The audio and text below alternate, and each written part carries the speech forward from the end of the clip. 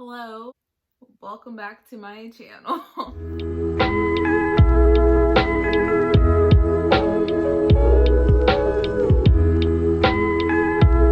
So, listen, before I get into my rant about what the video is, let me tell you what the video is. So, I am ranking my queen's albums. Now, if you don't know this about me, I am a Lana stan.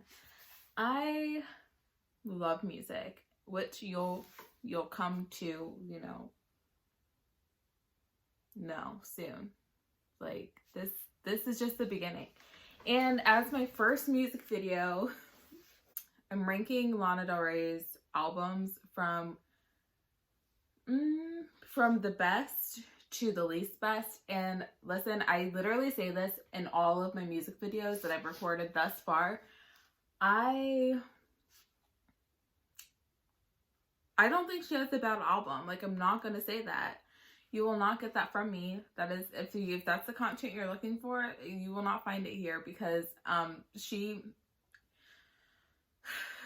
good. So let's just get started. So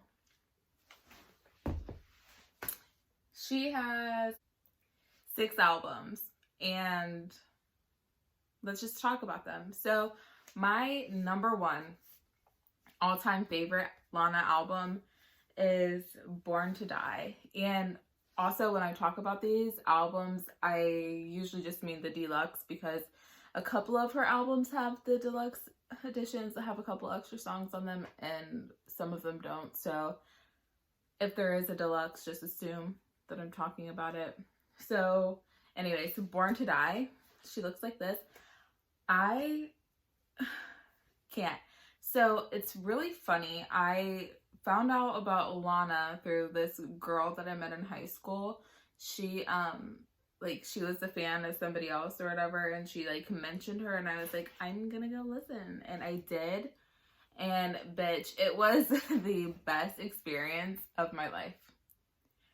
Like, not even being dramatic. Like, she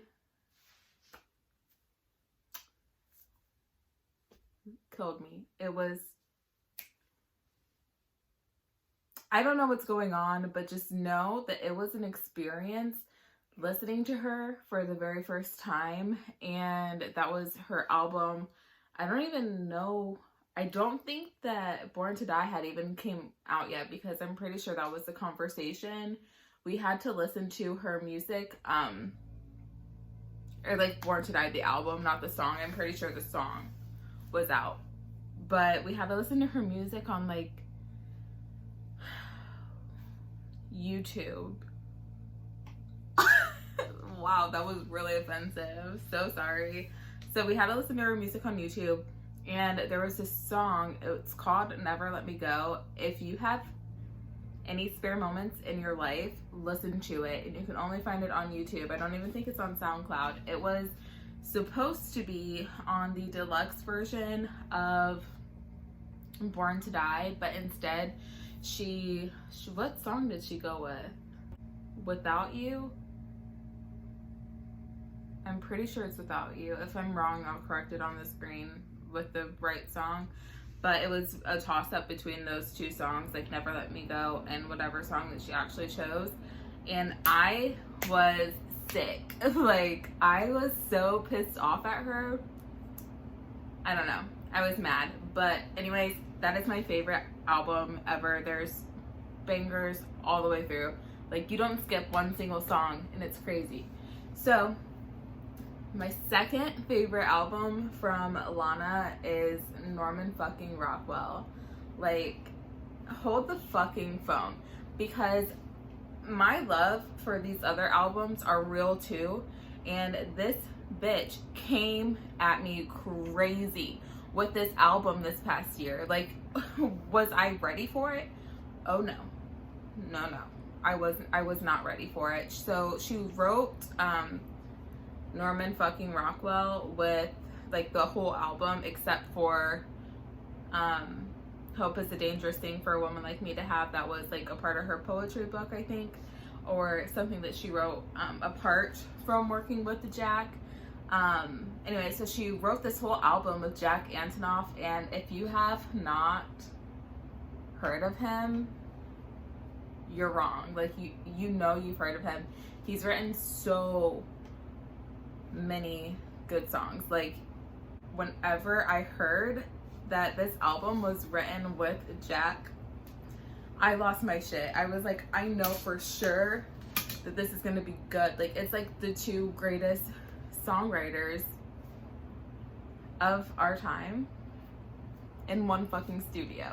Like, it's crazy. It's crazy. Norman fucking Rockwell is insane, and it feels wrong to even think that Norman fucking Rockwell could possibly be my favorite album. Like, it's wrong. But like, they are so fucking close. It is crazy. Again, if you have the time, listen to the fucking album. It makes me cuss. It's so good. Okay. The next one is Ultraviolence. I was surprised that I liked this one more than another album that she has. Just, I don't know, there's like a whole 70s vibe, 60s, 70s vibe of this album, and I love it. The instrumentals are there. Like, she layers her voice so beautifully in this like album. It's so fluent and cohesive, and that's what I like about it. So the next one is Dark Paradise. Again, this is the deluxe version.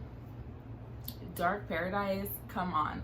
Like, I, again, was surprised that I liked Ultraviolence more than Dark Paradise. It's just like the whole vibe of Ultraviolence was greater than the select songs that I like off of Dark Paradise, while Dark Paradise is like one of my favorite albums. It's so hard because they're all like my fucking favorite albums. I don't know, man. I don't know. I'm sorry to confuse you, but like, Dark Paradise has like Ride, American, those songs alone, they're enough. Oh, let's not even think about Cola. You guys know that opening line. I'll put it on the screen if you don't, but I'm just saying, whenever I heard that as an adolescent, I was like, hold the phone, Lana. You just went somewhere. You may have crossed a line, but I'm still gonna scream that lyric like I mean it. Okay, anyways, let's move on. So my next favorite album is Lust for Life. I loved the vibe and the feeling, like the overall feeling that you get when listening to Lust for Life. Like, it's just a vibe. Like, there's no other way to say it. Like, it is what it is. And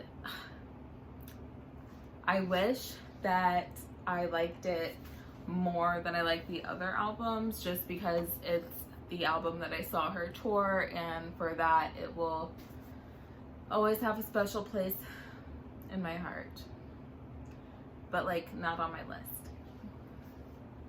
That was rude. And her last album is Honeymoon. It's not her last album, but it's like her last album on my list. I don't know, it didn't really sit with me like any of the other ones did, which is why it's literally the last song, like, album on my list, because I just didn't click with it the way I did the rest of them. Like I said, she doesn't have a bad album, but this was not her greatest. I'm just gonna say it. It's not her greatest, but it's definitely not bad. I really like it. There's Songs to Watch Boys 2 on there. Art Deco is on there. Oh, that's a good one. Honeymoon, the way she layers her voice in that one is so beautiful, and it's the first track on the album, so it really just sets the tone for it, you know. And if there's anything I can say about Lana, she is the queen of having different sounds but sounding similar in all of her albums. They all have distinctly different vibes to them, but they're all so cohesive and something that you can listen to from the first track to the last. And that is something that I can appreciate in an artist. I hate when artists just throw songs on an album because they'll do good on the charts, you know, they'll play on the radio. I feel deeply that that's something that Lana has never ever cared about. And to be honest, I hadn't even heard her on the radio until she did Young and Beautiful for Gatsby, and that was such a big movie that I like, and Kanye and Jay-Z were working with her on that.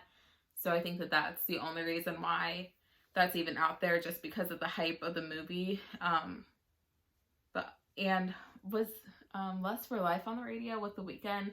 I don't know. I know that one made a couple different Apple playlists and Spotify playlists really quickly, like once it dropped. But her singles really never go out to the radio, and she never cares.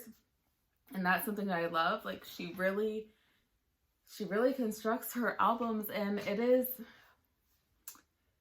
I love it, and I wish that other people did it more often, because I hate when I have to skip because somebody wanted to make a couple extra dollars. Like, why not just have a great body of work, you know? Whatever. It's not none of my business what they do with their life. I'm still gonna listen to their music, so it doesn't matter. But yeah, that was all I have to say about Lana, and I'm sorry you had to sit through that. But, you know, you chose to do it, so whatever. You guys have a lovely day or morning or night or whatever, and I will see you guys in my next video. Okay, bye.